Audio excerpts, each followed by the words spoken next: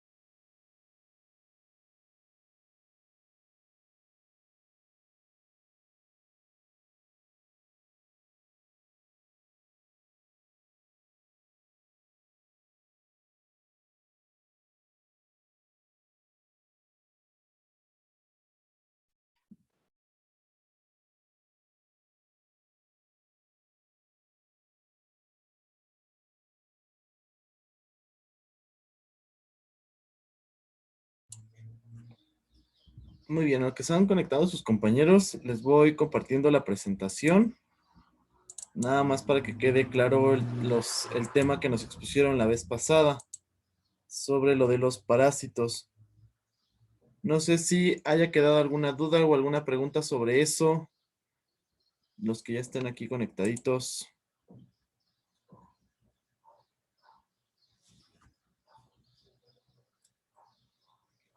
Ninguna. Muy bien, entonces vamos a continuar. La vez pasada habíamos visto algo de parásitos. Solamente vamos a mencionar la definición de parásito, pues es aquella que tiene una relación que se establece entre dos especies. En este caso, pues ya sea vegetal o animal. En nuestro caso, pues sería prácticamente del parásito como tal, del microorganismo como tal, y entre nosotros. El parásito pues va a competir por el consumo de sustancias alimentarias que ingiere el huésped. En este caso, si estamos hablando de parásitos propiamente o relacionados con el intestino, como les comentaba, pues se pegan ahí en el intestino y lo que hacen es absorber los nutrientes que en lugar de absorber nosotros, pues lo están absorbiendo como tal el parásito. Y como en este caso, pues como el anquilostoma, se nutre de la sangre del huésped y se adhiere hacia las paredes del intestino y ahí es donde chupa precisamente los nutrientes que deberíamos estar absorbiendo nosotros y deberíamos estar aprovechando. Por eso comúnmente tenemos personas que se encuentran con desnutrición, a pesar de que coman y coman, muchas veces dicen, es que tú comes y parece ser que es tu solitaria. Efectivamente, comen demasiado, pero esos nutrientes no se van hacia nuestro organismo, se van precisamente hacia el organismo del microorganismo que tenemos precisamente adentro de nuestra pancita. Entonces, por eso es necesario nosotros desparasitarnos. Y bueno, uno de los parásitos más importantes en el intestino es este que nos mencionaban precisamente en la clase pasada, que es un protozoo o un protozoario, que es la Yardealambia. Pues tenemos en forma precisamente como de ojito, como de globo, donde tiene precisamente flagelos importantes que hacen que se mueva en el intestino, que hace que se mueva precisamente durante toda su región del intestino, se pegue precisamente con esos mismos flagelos y empiece precisamente a chupar la sangre, como si fuera a chupar la sangre, pero los nutrientes que se encuentran de la sangre dentro del intestino delgado. Comúnmente se encuentra en la tercera porción del intestino delgado, que se llama ilion. Entonces tenemos que la yardia pues se encuentra en un huevo que se llama quiste, precisamente, una forma quística. Al momento de que ingresa ya sea en agua, fruta, verduras que no son bien lavadas, que hayan sido irrigadas precisamente por aguas negras, o que se haya defecado en una región donde sea precisamente donde se cultiva precisamente, Karina, Jocelyn, e infecte las verduras o las frutas que nosotros estamos consumiendo o las aguas, va directamente ese quiste hacia adentro de nuestro organismo, pasa por el estómago, donde el ácido gástrico hace como rompimiento del quiste para que una vez que ingrese a la primera porción del intestino, que es el duodeno, se abra esa forma quística, saque al trofozoito, que sería la forma de la Yarda-lambia, precisamente como la vemos aquí, que parece ser una forma cóncava hacia adentro y como si fuera una gotita, y posteriormente pues se queda directamente en la tercera porción del intestino grueso, que es el ilion, ¿sale? Entonces pasa por el duodeno, después pasa por el yeyuno y se queda estancado en el ilion. Ahí en el ilion hace una división binaria, ¿sale? Que era lo que estábamos mencionando, no me acuerdo en qué clase, si en esta o cuando les explicaba la generalidad de estos microorganismos, hace una división binaria o una fisión binaria y se divide por sí mismo, como si fuera una mitosis, se divide en dos, pasando el mismo material genético, igual de la misma forma, y lo único que hace es otra vez su mismo ciclo de vida, dividiéndose, para continuar estando estancados aquí.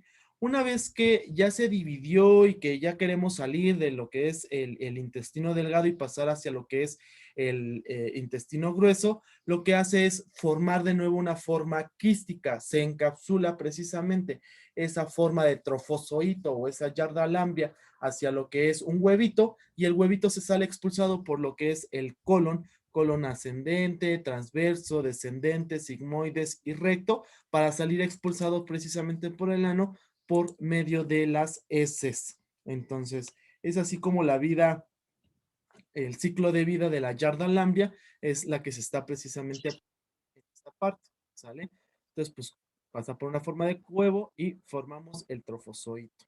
Así es como se forma precisamente esa infección gastrointestinal, y lo que nos causa precisamente es una infección gastrointestinal con diarrea persistente. Y bueno, aquí microscópicamente con tinturas vemos precisamente la yarda lambia, que tiene dos núcleos, tiene sus flagelos precisamente que hacen para su movimiento, y un quiste. En el quiste pues se encuentran 4 huevecillos de yarda lambia que en algún momento pues van a salir expulsados cuando se abra ese quiste dentro del intestino, para continuar con la producción de yardas lambias y continuar con la infección. Entonces tenemos la forma como se conoce, que es trofozoito, y el quiste, que es precisamente el huevo. Son microscópicos, solamente lo podemos ver precisamente con microscopio, son de los parásitos pequeños que no podemos ver a simple vista, pero que pueden llegarse a contagiar por las aguas contaminadas. Muy bien. Muy bien, chicos. Nada más un favorzote. Recuerden, los que no puedan prender sus cámaras tienen que avisarme. Esto va directamente junto con sus evaluaciones, acuérdense. Tienen una parte donde dice asistencia y presentación. Si yo no los veo en la cámara, yo les cuento la asistencia, pero su presentación va disminuyendo conforme ustedes no puedan prender sus cámaras, ¿sale? Entonces, luego no pregunten por qué salen bajos en la materia. Quien no pueda prender cámaras, como por ejemplo Ney, ya me avisaron por qué no puede prender la cámara, ella tiene justificación, pero los demás no me han avisado, ni a mí ni a dirección, por qué no prenden cámaras, ¿sale? Entonces, aguas con esa parte. Continuamos con otro parásito importante que también causa infecciones gastrointestinales, que se llama Entamoeba histolítica, ¿sale? Esta Entamoeba, bueno, se las presento. Esto es el Entamoeba histolítica en microscopio. También es una forma trofozoítica prácticamente. Bueno, tiene más que nada una forma, ¿cómo les diría? También como una gota de agua prácticamente. Y lo que hace esta no tiene flagelos como la anterior, que eran las manitas que hacían que caminara el anterior parásito. En este pues se va moviendo por sí mismo como si estuviera nadando con esta pequeña colita formada. Igual forma una forma de quiste. El quiste es lo que contiene precisamente adentro el trofozoito. En este caso el trofozoito se llama Entamoeba histolítica. Mismo, pasa lo mismo por algún alimento infectado por este quiste. Lo que nosotros consumimos son los quistes, no como tal el trofozoito o la Entamoeba histolítica. Consumimos el quiste. Una vez que el quiste nosotros lo consumimos, pasa a lo que es al estómago. El ácido gástrico hace que se rompa el quiste, salga expulsado la Entamoeba histolítica, y entonces empiezan a dar por todo lo que es el intestino delgado, intestino grueso, y se queda estancada precisamente en el intestino grueso, en la primera porción de este mismo, que es el colon ascendente. Ahí pues coloniza, empieza a succionar, todo ese tipo de cosas. En caso de que esta Entamoeba sea una invasión o una infestación demasiado grande, comúnmente pasa por el intestino grueso hacia lo que es el torrente sanguíneo, nada directamente, y puede llegarse a crear los mismos quistes o la misma Entamoeba que es prácticamente la amibiasis que nosotros conocemos, hacia lo que es el hígado, lo que es los pulmones y lo que es el cerebro. Entonces, la amibiasis puede llegar, digo, la entemoeba histolítica es la amiba, precisamente puede llegar a invadir estos tres órganos importantes formando abscesos, abscesos donde se contengan precisamente quistes y donde se contengan trofozoitos de la entemoeba histolítica. Entonces ahí es donde tenemos precisamente esa infestación de la entemoeba, que nos causa pues infecciones gastrointestinales también, diarreas importantes, sobre todo porque pues están coleccionando, a comparación del anterior que estábamos hablando, de la yarda lambia que se coleccionaba en el intestino delgado, esta se colecciona directamente en el intestino grueso, ¿sale? Es donde precisamente tenemos ahí la invasión.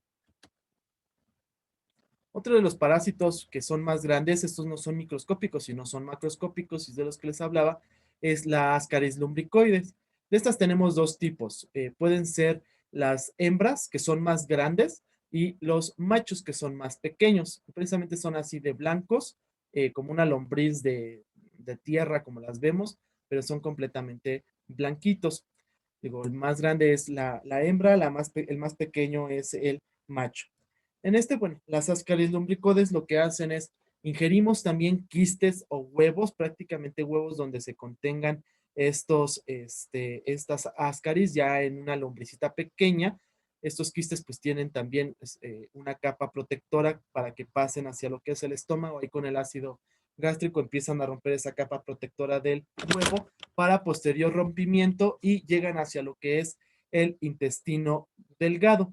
Ahí en el intestino delgado, en la primera y segunda porción, se abre ese huevo y lo que pasa es que pasa directamente hacia el torrente sanguíneo, viaja hacia los pulmones para que madure por completo esa ascaris lumbricoides, y una vez que madura esa ascaris lumbricoides en el pulmón, vuelve a bajar por torrente sanguíneo hacia lo que es el intestino para completar ya su maduración y reproducción de estas lombrices, y se quedan ahí viviendo, se reproducen, ahí ellos no se reproducen como los anteriores en una división binaria o en una fisión binaria, sino que estos se reproducen pues, por vía sexual, prácticamente macho con hembra, y producen los huevos. Una vez que se produzcan los huevos, no eclosionan, no se abren directamente allí. Bueno, sí se pueden abrir directamente ahí otra vez y volver a hacer el ciclo que les acabo de explicar, o se capsulan por completo, viajan por el intestino grueso hasta salir por recto, por ano en las heces, se crea precisamente esa forma de huevo y empiezan a dividirse las células para formar precisamente otra vez el organismo multicelular que es la lombriz, para crear precisamente esta nueva infección. Lo tiramos en el suelo, en las heces, se contaminan las plantas, el agua, y lo volvemos a consumir. Entonces, esa es la vida de el Ascaris lumbricoides.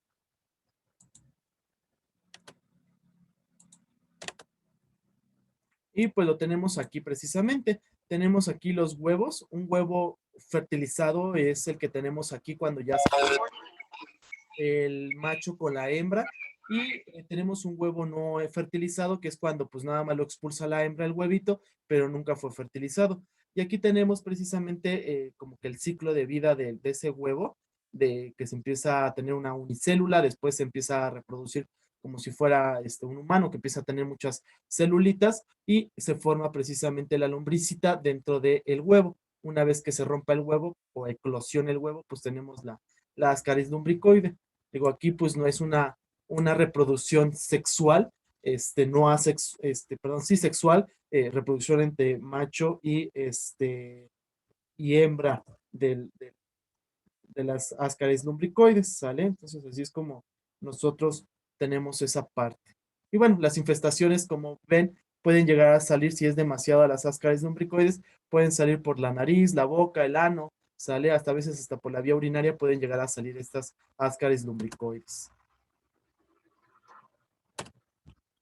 Bueno, vamos con la tarea que les dejé. ¿De dónde sale la Taenia saginata y de dónde sale la Taenia solium, que son las famosas solitarias, chicos?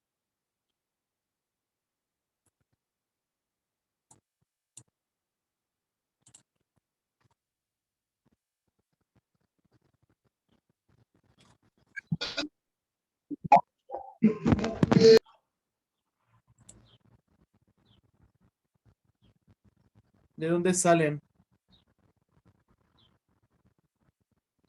Enriqueta, ¿de dónde sale la Taenia solium y de dónde sale la Taenia saginata?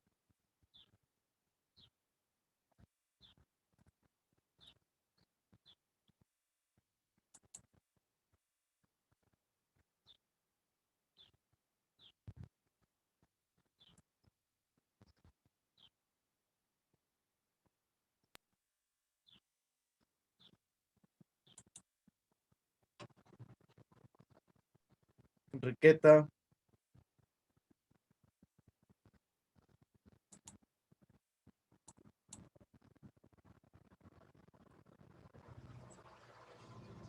¿Alguien que pueda contestar?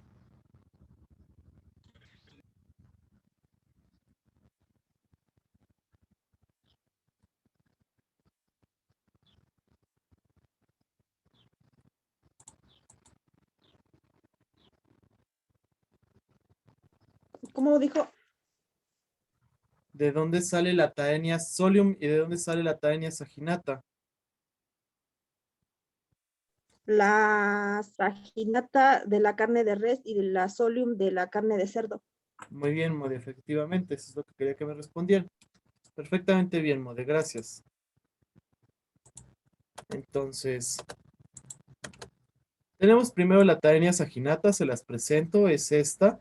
Su formación, precisamente como les decía, viene en cubitos que se llaman proglótides, que es donde se empiezan a reproducir.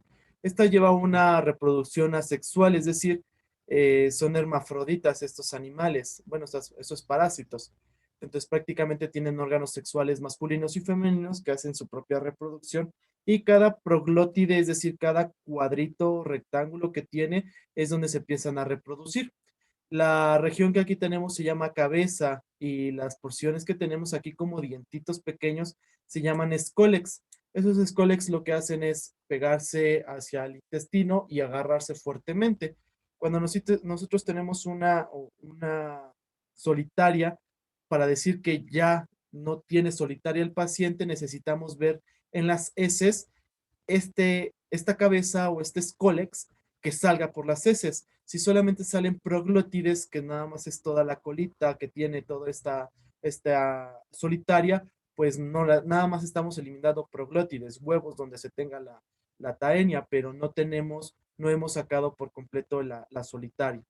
Entonces, la taenia saginata pues viene del puerquito, forma precisamente los quistes en la carne del puerco. Eso es lo que nos consumimos o consumimos también alimentos donde se tengan los huevos de la taenia saginata, los consumimos por vía oral, bajan hacia lo que es el intestino, ahí es donde se empieza precisamente se abren, se eclosionan los huevos y tenemos precisamente toda esta solitaria. Sale cada proglótide, que son los cuadritos que tenemos en cada una de bueno, toda la colita de la taenia, pues tenemos precisamente esos órganos sexuales con varios huevos que van a ser expulsados posteriormente por el intestino delgado, por el intestino grueso con las heces, lo pueden consumir los puerquitos y es donde encontramos precisamente que el consumo de este granizo, que es lo que les comentábamos, con cisticercos, es decir, con el huevo de la taenia, nos los comemos y vuelven a eclosionar hacia el intestino y así el ciclo vicioso o el ciclo vital de la taenia saginata. Puede medir pues todo el intestino delgado y intestino grueso, la taenia saginata, sí, parece que es demasiado grande. La última porción que es una colita más pequeña, que son proglótides muchísimo más pequeños, cubitos más pequeños, los que están más proximales a la cabeza son cubos más grandes. Y bueno, aquí está un proglótide, precisamente como les comentaba, era como un papel china más o menos, blanco, no es transparente. Si nosotros lo ponemos a la luz, precisamente encontraríamos o veríamos así como regiones donde se encuentran los huevos. Entonces ese es el proglotide, que es donde tenemos precisamente los huevos de la Taenia solium. Cuando se enquistan, se llama cisticerco, ¿sale? Y este es el cisticerco precisamente. Eso es lo del cisticerco, un huevo calcificado, digámoslo así, de la Taenia saginata, perdón, de la Taenia saginata, ahí me equivoqué, perdón, Taenia solium. Este, y es donde encontramos precisamente, este es el granizo que les comentaba precisamente, o que les comentábamos en la carne de puerco. Entonces, hay que tener bastante cuidado cuando nosotros vemos precisamente este tipo de carnes que nos ofrecen en carnitas y todo eso, pues hay que tener bastante cuidado porque entonces estaríamos infectándonos de una taenia o de una solitaria, de la Taenia solium precisamente. Y la Taenia saginata, pues es la que se contagia precisamente por puerquito. Pasa el mismo proceso que la anterior solitaria, solamente que el escólex o la cabeza es completamente diferente. Sin embargo, pues las pincitas se siguen anexando hacia el intestino delgado para que se quede ahí estancada y no se mueva. Tiene los mismos proglótides, que eran donde encontrábamos los huevos, que se van a expulsar precisamente por, por las heces y posteriormente pues van a ser ingeridas por la res para consumirlas en quiste por el músculo y consumirlas otra vez nosotros y volvemos a lo mismo del ciclo vital del estataenia. Entonces, ese es el proglótide donde se encuentran los huevos fertilizados, gravídicos precisamente, que nosotros vamos a consumir en algún momento para que se vuelvan a abrir y tengamos precisamente nuestra taenia saginata.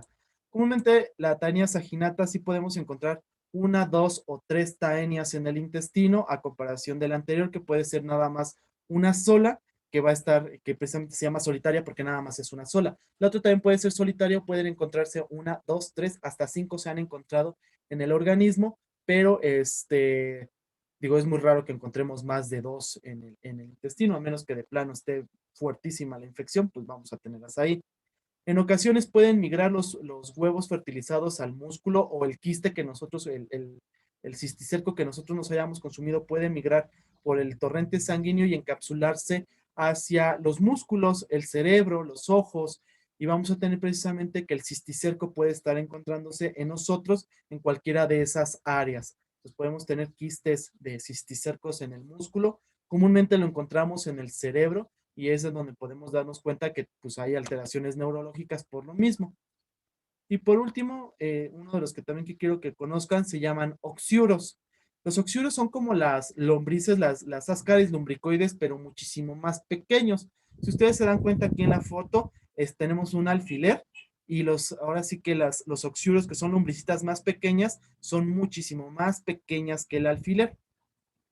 Se consumen igual como los ascaris lumbricoides en huevos. Dentro de los huevos tenemos precisamente la lombricita, el oxiuro. Lo consumimos, se eclosiona directamente en el intestino delgado y empiezan a vivir en el intestino delgado. Migran hacia lo que es el intestino grueso, donde es en la región en donde más viven y sobreviven, pero su reproducción también es sexual, como las ascaris lumbricoides. De hecho, también tenemos una hembra que es muchísimo más grande y es como en una forma espigada precisamente, y un macho que es más pequeño y la encontramos como un arpón, bueno, no sé si arpón o con los que pescan. Entonces, eso precisamente lo que hace es reproducción sexual. La hembra va a ir a producir sus huevitos y los va a encapsular, o más bien, la hembra, así como las tortugas salen del mar y dejan los huevos en la playa, la hembra viaja todo el intestino grueso hasta llegar al ano, salen por la noche, se reproducen, más bien no se reproducen, dejan sus huevecillos en el ano, se vuelven a meter después de la noche hacia adentro, los huevecillos se encuentran en el ano, una vez que eclosionan de nuevo los huevecillos se vuelven a meter el oxiuro hacia adentro en el intestino y pues listo. A veces la contaminación es ano, mano, boca, es decir, tengo mi ano infectado de los huevecillos, rasco con la mano, no me lavo la mano, lo vuelvo a consumir mis alimentos o me chupo los dedos y van a ir de nuevo los huevecillos a eclosionar adentro en la pancita. Entonces, por eso es importante el lavado de manos, la prevención precisamente de estas infecciones, porque la contaminación comúnmente es de ano, mano, boca, ¿sale? Por eso a los niños pues es innecesario desparasitarlos y lavarle las manos. La higiene de manos es importante en esta parte, ¿sale? Entonces, esos son hay muchísimos más parásitos que a veces también se meten dentro del pie y migran por toda la sangre hasta introducirse en otro órgano. Entonces, hay muchísimos otros tipos de parásitos que no solamente son intestinales, pueden ser de diferente tipo o ámbito. Esos son los más importantes que quería que yo conociera, ¿sale? Entonces, no sé si hay alguna duda, pregunta con esto. Espero que no. Muy bien, entonces desparasitamos 2 veces al año. Comúnmente utilizamos albendazol, tinidazol, metronidazol, entre otros antiparasitarios importantes para poder desparasitar a nuestros pequeños y también para desparasitarnos nosotros 2 veces al año, como les había mencionado la última vez. ¿Sale? Entonces, para que lo lleven a cabo. Muy bien. Entonces, vamos con la siguiente presentación, que es por Ney y por Viviana. Entonces, no sé quién vaya a empezar, Ney o Viviana.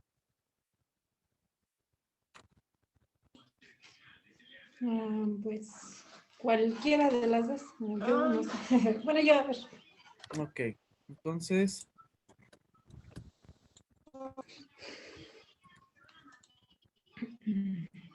Dice virus. Es un agente infeccioso microscópico acelular que solo puede replicarse dentro de las células de otros organismos. Mamá, mira. Sí, espera. Mamá, mamá. Dice, los virus Mamá. están constituidos por genes que contienen ácidos Mamá, nucleicos que forman moléculas largas de ADN o ARN rodeadas de proteínas. Al infectar una célula, estos genes obligan a la célula anfitriona a sintetizar los ácidos nucleicos y proteínas del virus para poder llegar a formar nuevos virus. El estudio de los virus es una rama de microbiología que recibe el nombre de virología.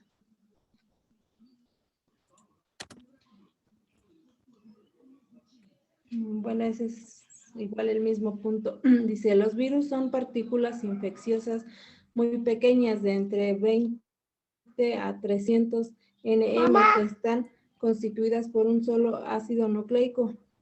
Poseen una organización estructural simple y se replican por un mecanismo particular dentro de una célula viva. Etimológicamente, virus significa veneno en latín.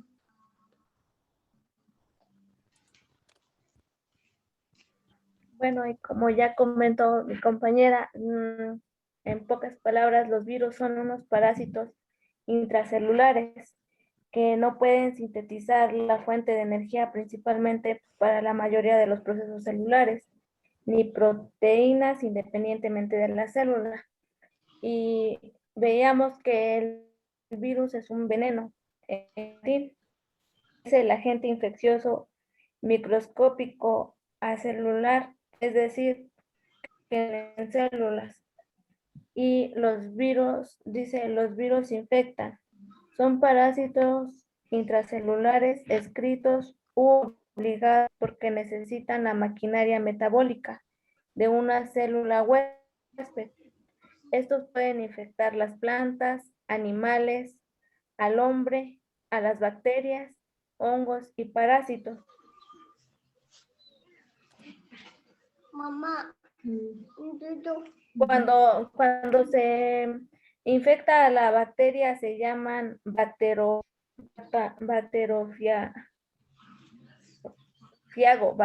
algo así.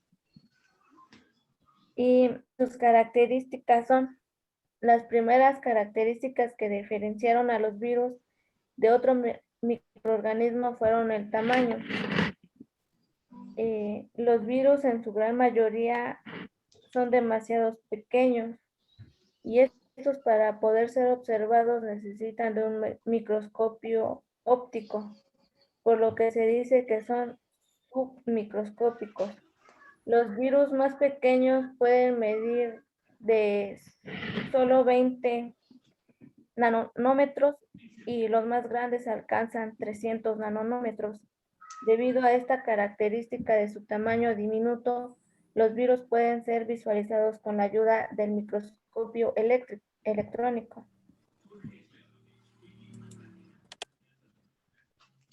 Dice otras características. Los virus poseen solo tipo de acción nucleico de pequeño tamaño con respecto a otros agentes biológicos.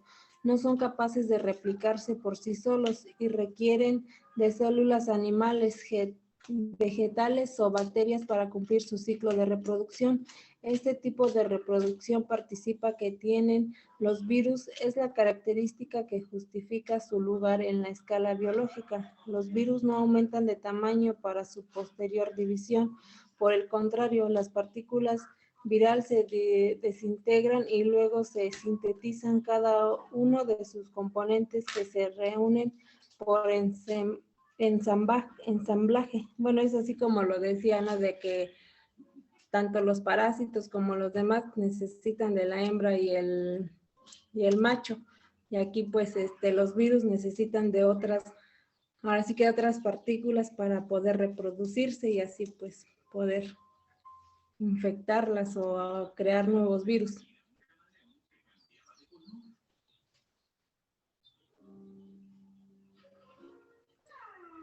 Bueno, aquí dice que hay dos definiciones. Bueno, ya los creadores de la primera fue Loworth en 1957, entidad estrictamente celular y potencialmente patogénica con una fase infecciosa. Posee un solo tipo de ácido nucleico incapaz de crecer y reproducirse por fisión binaria y carecen de enzimas para producir energía. La segunda fue por Luria y Darnell en 1967. Los virus son entidades cuyo genoma se replica dentro de células vivas usando su maquinaria de síntesis. Esto determina la formación de elementos especializados que permiten la transferencia del genoma viral a otras células. Bueno, estas fueron como dos teorías, podríamos así decirlos, de estos dos personajes, donde decían que uno pues necesita la energía de otro y el otro decía que pues eliminaba ciertas células, ¿no?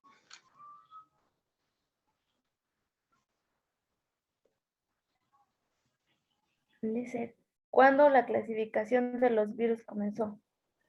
La clasificación real de virus comenzó en los años 60, en que los nuevos virus eran descubiertos y estudiados por microscopía electrónica. Cuando la estructura fue clarificada, la necesidad de un nuevo sistema de clasificación era... no sé. Es que esa palabra no la alcanzo a ver bien porque mi computadora tiene una rayita. Fieltro. Ah, fieltro. Dice Love, Horne y Tournier surgieron un esquema completo para clasificar todos los virus en 1962. Su oferta utilizó el sistema jerárquico clásico de Linnea de Phylum. Esto se clasificaba por clase, por orden, por familia, por género y de especie, aunque el esquema completo no se podría adoptar para los virus del virus, sino animales. Pronto fueron clasificados por familia, género y especie.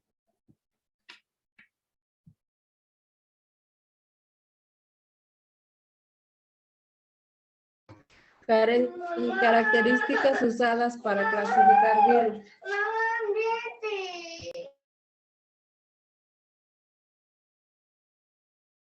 Según la clasificación, los virus se agrupan según sus propiedades, no las células que infectan. Las consideraciones principales eran de tipo DNA y nucleica del ácido o ARN. ARN es ácido desoxirribonucleico. 4 características debían ser utilizados para la clasificación de todos los virus. La primera era tipo de ácido nucleico, incluyendo la talla del genoma, el estrandés simple o doble, la línea o circular, el positivo o negativo, segmentos, número y talla, serie y demás. 2. Simetría de la granada de la proteína. 3. Presencia o ausencia de la membrana del lípido. 4. Dimensiones o la talla del virón y del glicapsid. Otras propiedades incluyen las propiedades fisioquímicas, incluyendo la masa molecular, el pH, la estabilidad térmica, susceptibilidad a las sustancias químicas y a los extremos físicos y al éter y a los detersivos.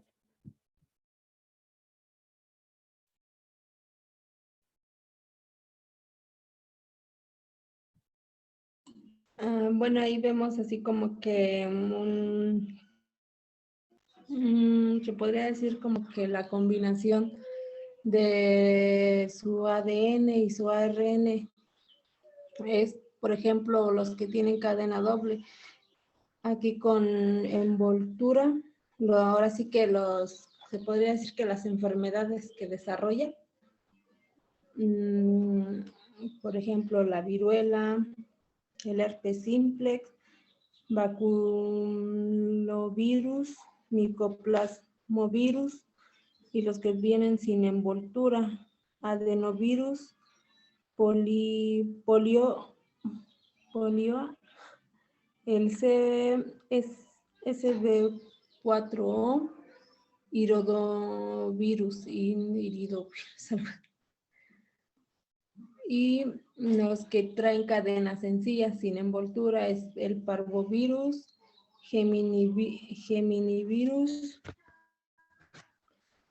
el fago OX174 y los que tienen su ARN con cadena doble, envoltura fago 06 sin envoltura, reovirus, cadena sencilla con envoltura, influenza, parotiditis, rabia, retrovirus, fiebre amarilla sin envoltura, poliovirus, alfa del ganato.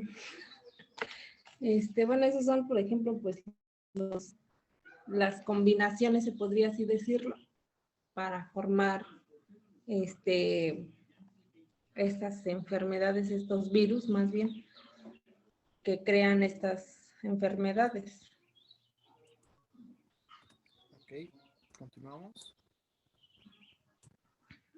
Y de igual manera está así como los virus que contienen ADN, el parvovirudae, adenovirudae, hepatovenavirudae, virus del herpes simplex 1 y 2, virus de la varicela, de zoster, virus del herpes tipo 3, citomegalovirus, virus del herpes tipo 4,